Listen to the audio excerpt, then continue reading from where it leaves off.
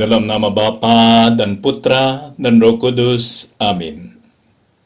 Ya Tuhanku, ya Allahku, aku sungguh percaya bahwa Engkau hadir di sini, bahwa Engkau melihatku, bahwa Engkau mendengarkan aku. Aku menyembah Dikau dengan hormat.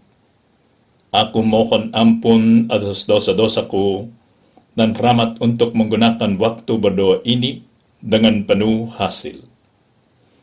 Bunda Kointak bernoda, Santo Yusuf, Bapa dan Tuanku, malaikat pelindungku, doakanlah aku.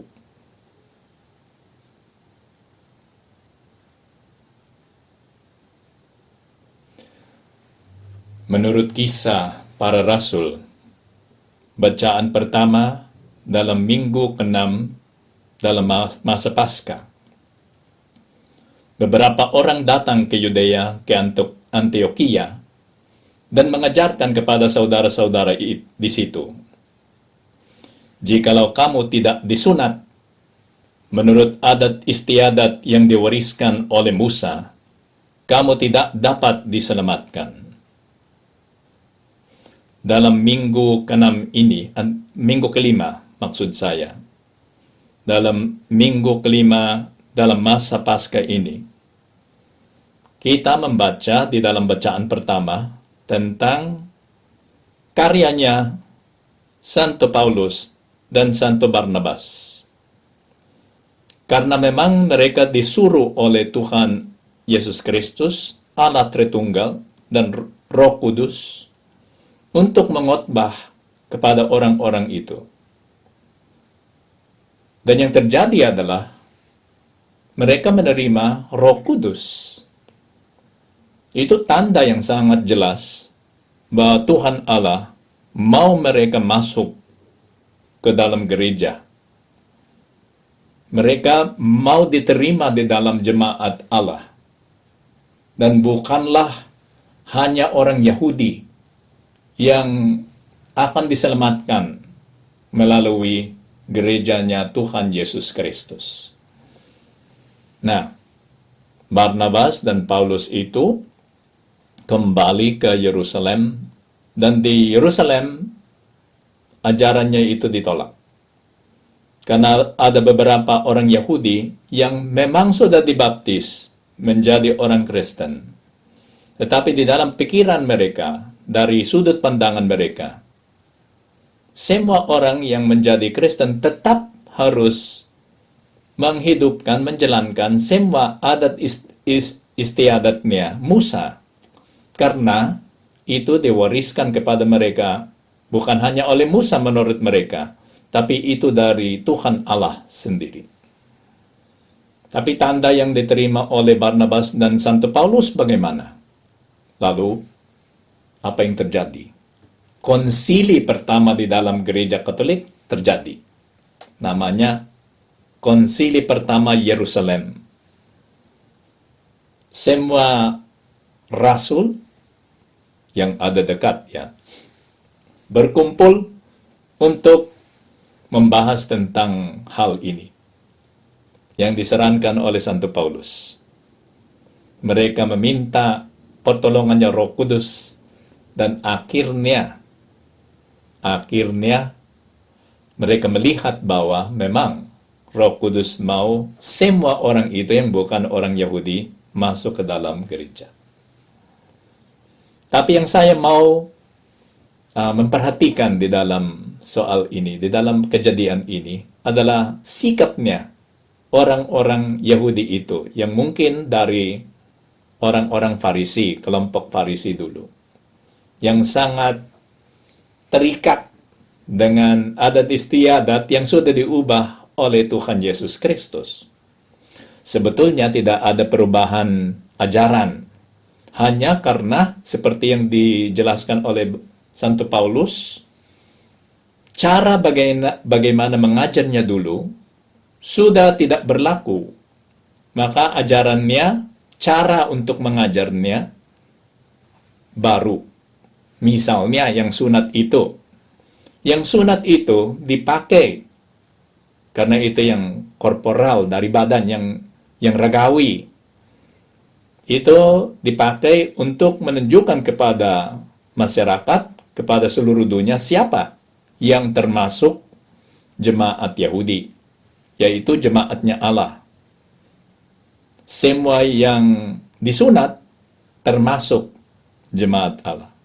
Tapi sekarang kita sudah masuk di dalam masa spiritual. Sehingga sekarang sudah ada sakramen. Maka tanda ragawi sudah tidak perlu. Tandanya sekarang adalah yang spiritual. Maka cara bagaimana kita dimasukkan di dalam gereja adalah pembaptisan. Sudah bukan sunat lagi. Tapi sunat itu tidak dilarang, kan? Hanya sudah bukanlah tandanya orang bisa masuk ke gereja. Tandanya sekarang adalah spiritual. Oke, itu penjelasannya sekarang. Tapi marilah kita melihat sikapnya dua orang itu. Yang Farisi atau yang orang-orang itu yang minta semua orang Katolik itu disunat, merasa benar. Oleh karena itu, menolak orang dari suku lain masuk ke gereja. Dan juga kalau mereka, walaupun mereka dari suku lain, kalau mau masuk, tolong disunat dulu. Itu dalam pikirannya, karena itu yang benar. Tapi sepertinya Santo Paulus itu mengajar keterbukaan, kebaikan, benar? Maka kita harus baik kepada sesama kita. Maka walaupun mereka tidak mau disunat, silakan masuk ke dalam gereja karena kita harus baik kepada sesama kita. Pertanyaan yang muncul, pertanyaan besar itu yang muncul adalah ini. Apakah kita harus benar atau harus baik? Yang mana yang lebih baik, yang mana yang lebih benar? Aku harus menjadi benar atau menjadi baik? Karena orang-orang Yahudi itu yang minta sunat mau menjadi benar. Yang terpenting bagi mereka adalah mereka benar. Tapi kalau Santo Paulus kelihatannya dia mau jadi baik kepada orang lain. Sehingga terbuka. Keterbukaan itu toleransi, seperti toleransi, keterbukaan dan toleransi itu adalah baik. Maka aku harus pilih. Aku mau menjadi benar, seperti orang-orang Yahudi itu yang Farisi, atau menjadi baik, seperti Santo Paulus. Nah, apa jalannya? Yang mana jalannya? Saya ingat dua hal yang terjadi di dalam gereja. Yang pertama, sudah lama terjadi. Itu ya heresi, bid'ah, Albigensian. Apa ceritanya orang-orang Albigensian itu? Bid'ah Albigensian. Mereka melihat bahwa kehidupannya imamat di dalam gereja tidak sesuai dengan ajarannya Tuhan Yesus Kristus. Terlalu mewah itu. Dan khotbahnya bisa lebih bagus kan. Itu yang mereka berpikir. Maka supaya mereka protes, orang-orang Albigensian itu sebetulnya ada dua kelompok, tapi kita menyatukannya di dalam satu. Albigensian, mereka mulai hidup kemiskinan dan juga mereka belajar Alkitab dan ajaran gereja supaya mereka bisa menghidupkannya di dalam diri mereka. Tapi dengan memisahkan diri dari gereja. Dan juga karena mau menekankan kemiskinan, kan? Dan yang spiritualitas. Ya kadang berlebihan. Sehingga ada beberapa antara mereka, Albigensian itu, yang mengatakan bahwa badan kita itu jahat. Oke, badan manusia itu jahat. Harus ditolak. Semua yang regawi, semua rasa enak itu harus dihilangkan dari kehidupan kita. Dan karena badan ini dan rasa enak itu jahat, keluarga sama pernikahan harus ditolak. Keluarga dan berkeluarga itu dan menikah itu jahat juga. Semuanya itu menjadi jahat. Oke? Memang hidup mewahnya itu beberapa romo dan uskup tidak baik. Tapi apakah untuk memberi solusi atas ini, kita harus menolak juga badan kita sendiri dan pernikahan, benar? Apakah harus begitu? Oke, oleh karena itu menjadi bid'ah. Oke. Maka supaya itu di dalam sekitar abad 12, 13. Nah, supaya mereka bisa kembali ke gereja, banyak pengkhotbah disuruh kepada mereka untuk mengkhotbah apa yang benar. Apa yang benar.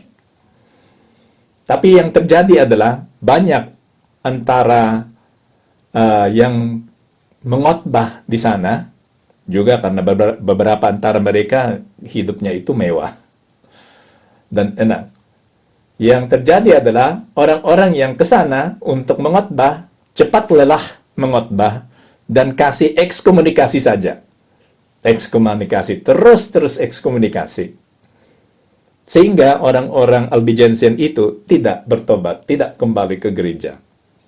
Nah, suatu hari yang ke sana adalah si Santo Domingo, pendirinya Dominikan, Ordo Dominikan.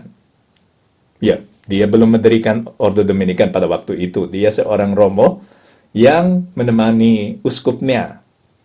Mereka disuruh ke sana untuk mengkhotbah kepada orang Albigensian itu. Dia datang ke sana dan dia melihat, wah, pendekatannya itu salah. Orang-orang itu sebelumnya. Pengkhotbah itu datang langsung ekskomunikasi di sini, ekskomunikasi di sana. Maka prosedurnya adalah aku benar, yang lain itu salah, ditolak semuanya. Dan si Santo Domingo, dia mendirikan ordo pengemis, supaya mereka tidak punya uang. Ordo pengemis, apa yang mereka menerima, itu yang mereka pakai untuk hidup. Ya, kayak itu yang Ordo Dominikan. Dan saya mau menekankan itu. Pengkhotbahnya kita memperhatikan. Pengkhotbahnya ke sana merasa sudah benar. Aku benar, Albigensian itu salah, ekskomunikasi, keluar semuanya. Itu tidak baik kan? Maka itu satu sisi seperti itu. Yang merasa benar bisa kurang baik dan kurang efektif. Nah, yang lebih dekat waktu kita. Ada yang terjadi seperti ini, yang terbaliknya. Merasa baik, tapi kurang benar. Ada seorang wanita, dia seorang Kristen, dan namanya itu Abby Johnson. Waktu dia di universitas, dia diajak oleh Planned Parenthood. Yang Planned Parenthood itu adalah kelompok yang menyarankan aborsi kepada wanita-wanita yang hamil sebelum menikah. Dan kelompok itu, yang Planned Parenthood, merasa, selain itu ada kontrasepsi. Maka mereka mengajarkan kontrasepsi, dan kalau sudah hamil, aborsi kepada wanita-wanita muda yang sudah hamil tapi belum menikah dan belum mau punya anak. Dan karena penjelasan mereka, si Abby Johnson itu diyakinkan mengikuti mereka dan bekerja bersama mereka, walaupun dia seorang Kristen. Dan mungkin karena dia sudah berhenti berdoa, dia mengikuti kelompok itu dan secara rajin dia bantu. Dan dia meyakinkan orang lain untuk mengikuti Planned Parenthood. Ada film tentang ini, tentang Abby Johnson. Ada bukunya, ada filmnya. Maka waktu dia sudah lulus dari universitas, apa yang dia pilih sebagai profesi? Dia mau menjadi direktur klinik aborsi. Ya, kerja di sana dulu, sedikit demi sedikit promosi, sampai menjadi direktur klinik itu yang sangat sukses. Dan sebetulnya ada seperti kompetisi antara klinik-klinik itu, siapa yang paling sukses. Dan di dalam satu konvensi, si Abby Johnson yang dipilih sebagai direktur yang paling sukses antara klinik-klinik itu. Di dalam pikirannya, dia berbuat baik kepada semua wanita. Kasihan anak-anak itu yang sudah hamil sebelum menikah, kalau mereka harus melahirkan anak itu dan merawatnya, iya, masa depannya itu sudah tidak ada lagi, kan? Masa depannya itu sudah buruk, tidak bisa menjadi baik. Itu yang ada di dalam pikirannya si Abby Johnson. Maka dia merasa baik, mau berbuat baik kepada sesamanya. Tapi apakah itu benar? Nah, suatu hari, dia sudah meragukan. Kenapa? Dulu katanya tidak terlalu ditekankan aborsi. Tapi sekarang kami dikasih target. Berapa banyak aborsi yang dilaksanakan di dalam klinik. Dan dia tanya kepada bosnya, harus begitu katanya. Tuh. Kita harus lebih banyak daripada yang dulu, lebih banyak aborsi. Harus ada lebih banyak aborsi daripada yang dulu. Itu kemajuan katanya, direktur itu. Maka dia mulai meragukan itu, tapi dia terima aja. Dan suatu hari, karena kekurangan perawat, dia diminta membantu di dalam aborsi. Dan ketika dia melihat apa yang terjadi di dalam rahimnya wanita itu, karena ada ekogramnya, kelihatan di monitor apa yang terjadi. Dan bagaimana alatnya masuk untuk mencelup bayi itu. Si bayi itu menolak, dia bergerak, dia seperti berteriak-teriak dan menolak alatnya. Tapi karena alat itu agak kuat, diambil bayinya keluar dan hilang semuanya itu. Dan darah, hanya sesuatu yang berdarah, keluar dari alat itu. Itu pertama kali Abby Johnson melihat kebenarannya aborsi.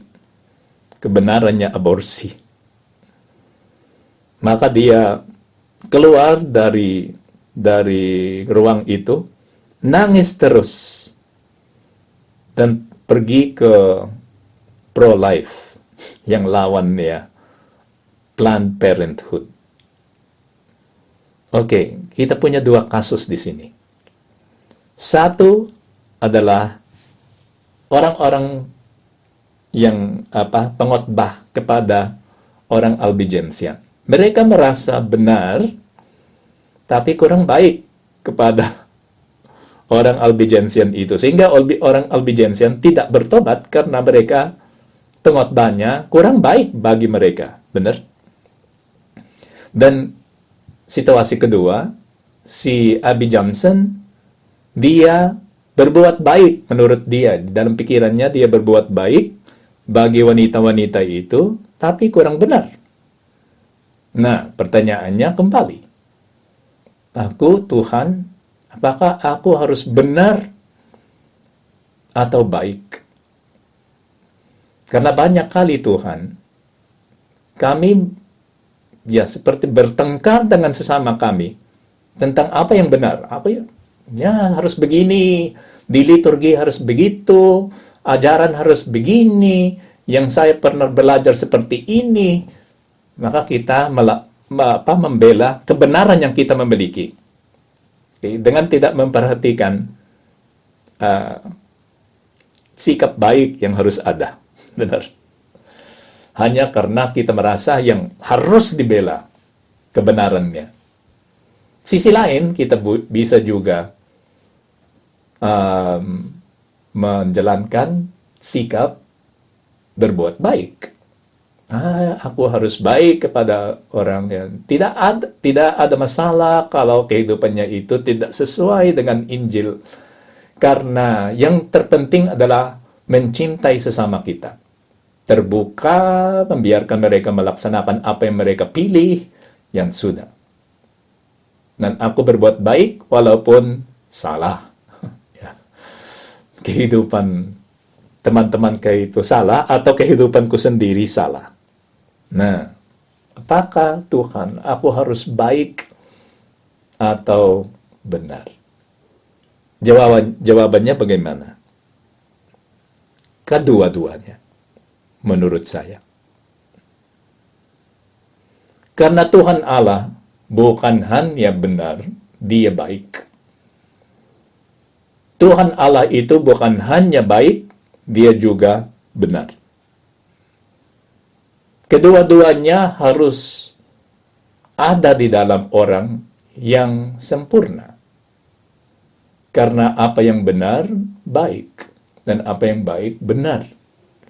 Kalau ada perlawanan antara keduanya di dalam satu orang, mungkin ada sesuatu yang kurang beres. Di dalam ajarannya ada sesuatu yang tidak benar.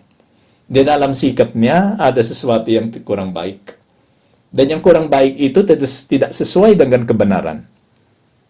Oke? Yang berbuat baiknya si Abby Johnson itu tidak sesuai dengan kebenaran.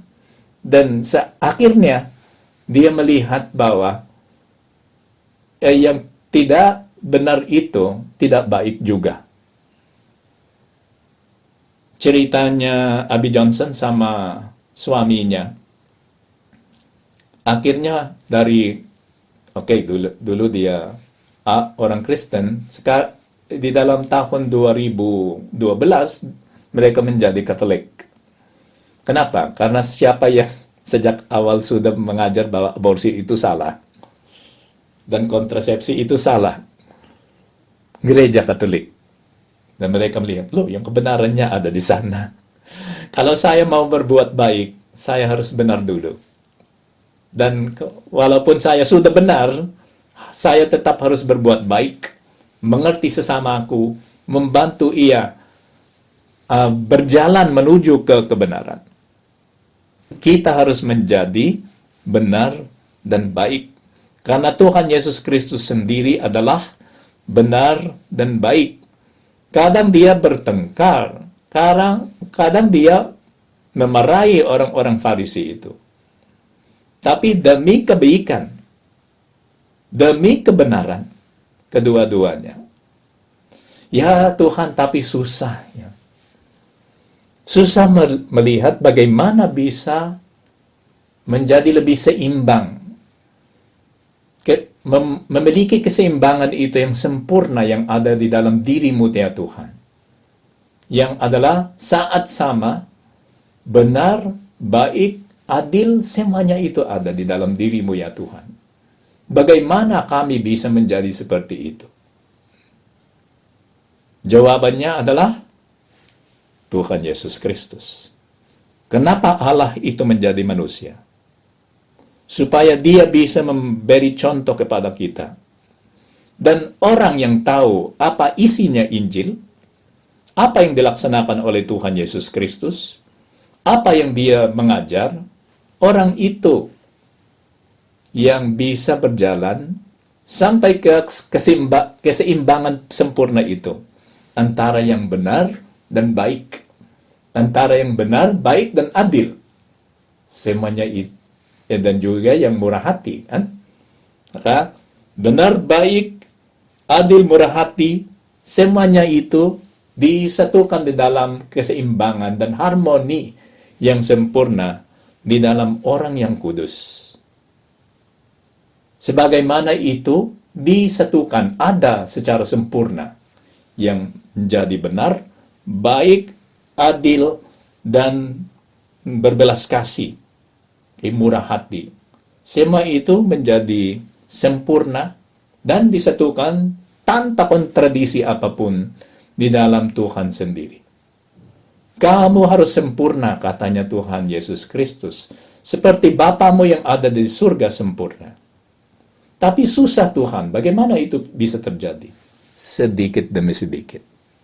Jangan khawatir. Lihatlah apa yang dilaksanakan oleh Tuhan kepada orang-orang Yahudi. Dia sabar sekali. Mengajar mereka dari level TK, kehidupan rohani. Mereka berbuat jahat waktu mereka dipanggil oleh Tuhan untuk menjadi jemaatnya.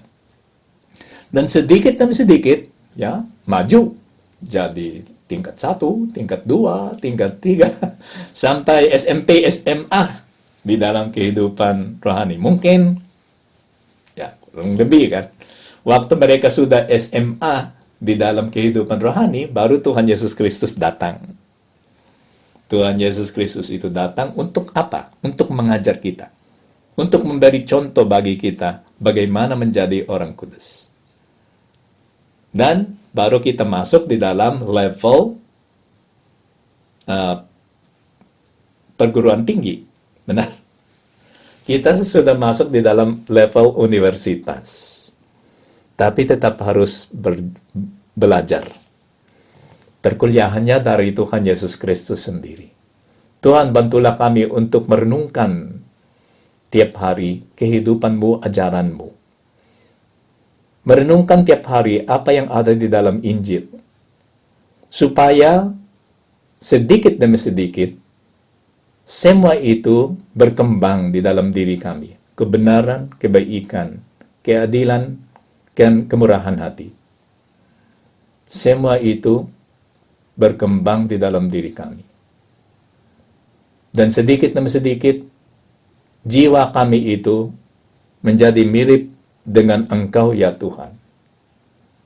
Karena ada harmoni antara semua keutamaan yang ada di dalam diri kami. Oleh karena itu, karena ada itu pendidikan, seperti yang saya jelaskan dulu, kan? Oleh karena itu, Tuhan tidak pergi ke surga tanpa meninggalkan guru bagi kita. Tetap ada gurunya. Dan gurunya siapa? Gereja Katolik. Selalu. Itu salah satu tugasnya Gereja Katolik yang sangat jelas. Gereja Katolik mengajar. Syukurlah ada banyak orang yang mendengarkan Gereja Katolik, kan? Sekarang bukan hanya orang Katolik yang mendengarkan Gereja Katolik, banyak orang lain yang mendengarkannya. Tidak terpaksa, benar? Terserah kalau mau mendengarkannya. Tapi orang yang mencari kebenaran dan mau berbuat baik dan mau menjadi adil dan mau menjadi murah hati bisa belajar dari Gereja Katolik. Silakan saudara-saudari belajar dari gereja kita ini. Dan silakan belajar melalui Gereja Katolik dari Kristus sendiri. Karena apa yang dilaksanakan oleh Tuhan Yesus Kristus dengan Petrus? Dia mengatakan bahwa di atas batu itu, di atas Petrus itu, saya akan mendirikan gerejanya. Tapi, si Petrus itu, Bapak Paus sendiri, tidak bertengkar dengan orang lain. Itu bukan sikapnya. Kami yang benar, yang lain itu salah, maka ekskomunikasi terus. Kita tidak melaksanakan itu. Kita benar, tapi yang lain belum tahu bahwa kita benar, kan? Biarkan mereka belajar sedikit demi sedikit. Kasih waktu kepada orang lain untuk belajar semua itu. Seperti Abi Johnson, kan? Dia belajar sedikit demi sedikit. Tapi kita sendiri harus belajar juga. Berapa banyak Katolik tidak tahu sama sekali ajaran Gereja Katolik. Bagaimana kita bisa menjadi orang benar dan bagaimana kita bisa berbuat baik sesuai dengan kebenaran kalau kita tidak belajar, kalau kita tidak mendengarkan ajarannya gereja kita ini. Marilah kita pergi kepada Bunda Maria. Bunda Maria itu adalah Mater Ecclesiae, ibunya gereja ini. Dan sebagai ibu gereja, Bunda Maria, engkau juga adalah pengajar dosen di dalam universitas kesucian ini. Bantulah kami karena Engkau setelah Tuhan Yesus Kristus, ya, Roh Kudus itu ada di dalam. Maka ini pengajar dari luar, maksudnya yang seperti manusia kan. Yang utama adalah Tuhan Yesus Kristus, rektor universitas. Tapi Bunda Maria adalah salah seorang dosen yang terbaik di dalam universitas ini, termasuk Santo Yusuf. Santo Yusuf itu dosen, setelah Bunda Maria, dosen terbaik di dalam universitas kesucian ini. Kami pergi kepada Bunda Maria. Bantulah kami supaya kami bisa belajar menjadi benar dan baik. Baik dan benar.